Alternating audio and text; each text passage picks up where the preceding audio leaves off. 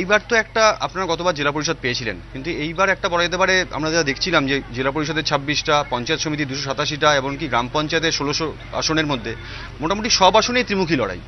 তৃণমূলের যে এই এত সংখ্যক আসনে প্রার্থী দেওয়া, বিশেষ করে দক্ষিণবঙ্গে যেখানে তৃণমূলের শক্ত ঘাঁটি, সেখানে তো আপনারা এত আসনে প্রার্থী দিতে পারেন না। কংগ্রেসের শক্ত ঘাঁটিতে তৃণমূলের সব আসনের প্রার্থী দেওয়া, এটা কি লোকসভা ভোটের আগে আপনাদের একটা মহড়া হচ্ছে? মানে আপনারা কি এই জেলা যেটা শক্ত ঘাঁটি কংগ্রেসের বলে পরিচিত, সেই জায়গায় কি এটা একটা বাড়তি চ্যালেঞ্জ হয়ে দাঁড়িয়েছে? দেখুন, উত্তর দিনাজপুরে একটা কথা আমি স্পষ্টভাবে বলে দিতে চাই যে আমরা গণতন্ত্রে বিশ্বাস করি, এবং বিশ্বাস করি বলেই এই জেলায় কোথাও মনোনয়নপত্র দাখিল করা নিয়ে কোনো ঘটনা ঘটেনি, এবং মনোনয়নপত্র দাখিল করতে গিয়ে কাউকে সন্ত্রাসের মুখে পড়তে হয়নি, এবং কোথাও উইথড্র করার জন্য কাউকে চাপ দেওয়া হয়নি। কাজেই গণতান্ত্রিক পদ্ধতিতে প্রত্যেক দলের অধিকার আছে নির্বাচনে অংশগ্রহণ করা। এই জেলায় কিন্তু এটা একটা মানে নজিরবিহীন ঘটনা। যদিও আমি মনে করি যে তৃণমূল সব আসনে প্রার্থী দিতে পারেনি, সিপিএমও দিতে পারেনি, এখানে ফ্রন্টও হয়নি, এখানে ফরওয়ার্ড ব্লকও অনেক আসনে লড়ছে। কাজেই সেই হিসেবে ধরলে কিন্তু চতুর্মুখী লড়াই হচ্ছে, এবং সমাজবাদী পার্টিও এখানে বেশ কিছু আসনে প্রার্থী দিয়েছেন। কাজেই সবাই তাদের নিয়ম মাফিক সব দলেরই লড়ার অধিকার আছে, তারা লড়ছে।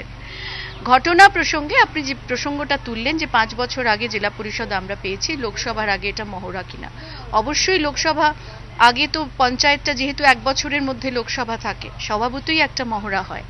এবং এটা যেমন আমাদের কাছে একটা চ্যালেঞ্জ যে কংগ্রেসের জেলা পরিষদে এত ভালো কাজ হয়েছে যে সেই কাজগুলো শুধু আমাদের মুখে বলা নয়, সেগুলো ছবি আকারে মানে প্রত্যেকটা নিদর্শন প্রমাণস্বরূপ আমরা মানুষের কাছে পৌঁছতে পেরেছি, যে এবং কেন্দ্রীয় সরকারের টাকা কোথাও ফেরত যায়নি।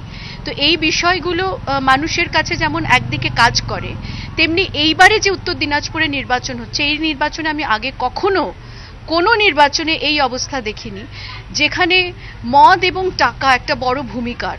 এই জিনিস কিন্তু উত্তর দিনাজপুরে কখনো হয়নি। এখানকার মানুষ আমি মনে করি যে অত্যন্ত পলিটিক্যালি ভীষণভাবে সেন্সিটিভ, এবং পলিটিক্যালি এরা ভোটটা করেন, রাজনৈতিকভাবে অত্যন্ত সচেতন।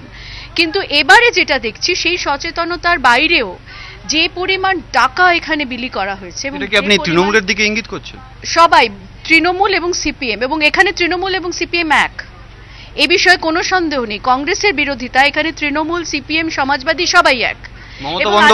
মমতা বন্দ্যোপাধ্যায় বলছেন যে কংগ্রেস আর সিপিএম এক। সেটা মমতা বন্দ্যোপাধ্যায় বলতে পারেন, কিন্তু উত্তর দিনাজপুরে না এসে তিনি সারা বাংলায় সব জেলায় ঘুরলেন, কেন উত্তর দিনাজপুরে এলেন না? এটাও তো আমাদের প্রশ্ন।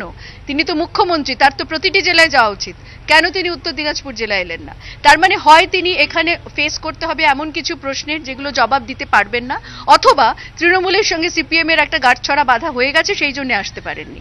এটা খুব পরিষ্কার। এখানে কোন জেলা পরিষদ টিএমসি সিপিএম কে সাপোর্ট দেবে আর কোনটাতে সিপিএম টিএমসি কে সাপোর্ট দেবে, এগুলো সব আন্ডারস্ট্যান্ডিং হয়ে গেছে। অতএব এগুলো আমরা বুঝে গেছি বলেই আমরা মনে করি যে পিপলের ওপর ছেড়ে দেওয়া হয়েছে, যে আমরা মনে করি মানুষ ডিসাইড করবেন। আমরা কাজ করেছি, কিন্তু অ্যালকোহলিজম একটা জায়গা কাজ নিয়েছে এবার সমস্ত ইজমকে ছাপিয়ে, যেটা আমার মনে হয়েছে যে এটা কিন্তু খুব ভয়ঙ্কর এই জেলার প্রতি। কারণ এই জেলা এই জন্যই ভালনারেবল যে একদিকে বাংলাদেশ, একদিকে বিহার বর্ডার, এবং বহু নির্বাচনে আমরা দেখেছি বিহার থেকে হায়ার করে ক্রিমিনাল এনে এখানে ভোট করে আবার চলে যায়। বিশেষ করে পঞ্চায়েতে অনেক মানে বড় ঘটনা ঘটে গেছে, চোপড়া ব্লকে, ইসলামপুর ব্লকে, গোয়ালপুকুর ব্লকে। প্রত্যেকবার পঞ্চায়েতের সময় আমরা দেখি খুব ভায়োলেন্স হয়, এবং স্পেশালি হায়ার্ড সমাজ বিরোধীদের দিয়ে। এইবারে সেটা আমরা প্রথম থেকে নির্বাচন কমিশনারকে জানিয়েছিলাম, এবং যাতে বর্ডারগুলো, বিহার বর্ডারগুলো সিল করার চেষ্টা হয়, কিন্তু অত আমার মনে হয় না পুলিশ সম্ভব হয়েছে। বাট কোনো কোনো স্পটগুলো যেগুলো এন্ট্রি পয়েন্ট, সেইগুলো মেন রোডগুলোকে আটকানো হয়েছে। দ্বিতীয় আরেকটা কথা যেটা, যে সেন্ট্রাল ফোর্স, আপনারা দেখেছেন যে সেন্ট্রাল ফোর্স এই জেলায় এসছে, কিন্তু সত্যি সেন্সিটিভ এবং সুপার সেন্সিটিভ বুথগুলোতে অনেক জায়গায় আমরা মনে করি যেখানে অতীতে অনেক ঘটনা ঘটে গেছে, সেই বুথগুলোতে কিন্তু এখন আমরা দেখতে পাইনি।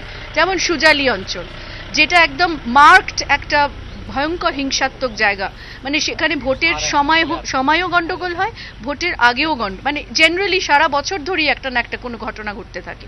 আগডিমটি, খুন্তি, এগুলো হচ্ছে ভীষণ পকেট, যেগুলো আমরা মনে করি প্রচন্ড ভালনারেবল, কিন্তু সেই সব জায়গায় সেন্ট্রাল ফোর্স আজকে এখনো অবধি আমি দেখতে পাইনি। এই অঞ্চলেরই, কানকি অঞ্চলেরই সুইয়া এবং সানি সুইয়া বুথে গত বছর পঞ্চায়েত নির্বাচনের সময় চাকু মারা হয়েছিল এবং তারপর সেই ভদ্রলোকটি যাকে মারা হয়েছিল বেশ কিছুদিন পরে তিনি মারা যান। তিনি আর উঠতে পারেননি, একেবারে পঙ্গু হয়ে গিয়েছিলেন। সেই বুথটাতে আজকে আমি সকালে বলার পরে তারপরে এখন সেন্ট্রাল ফোর্স ঢুকেছে। কাজেই কিছু কিছু পকেটে আমরা সবাই জানি, এটা এখানকার প্রশাসনও ওয়াকিবহাল, আমরা সেন্সিটিভ সুপার সেন্সিটিভ বুথের লিস্ট অল পার্টি মিটিংয়ে দিয়েছি। কিন্তু নির্বাচন নামে যে প্রহসনটা সারা বাংলায় হলো, আমার মনে হয় উত্তর দিনাজপুরেও যত বেলা বাড়বে, আমি এখনো অবধি সেই অর্থে খুব বড় রকমের কোনো ঘটনার খবর পাইনি।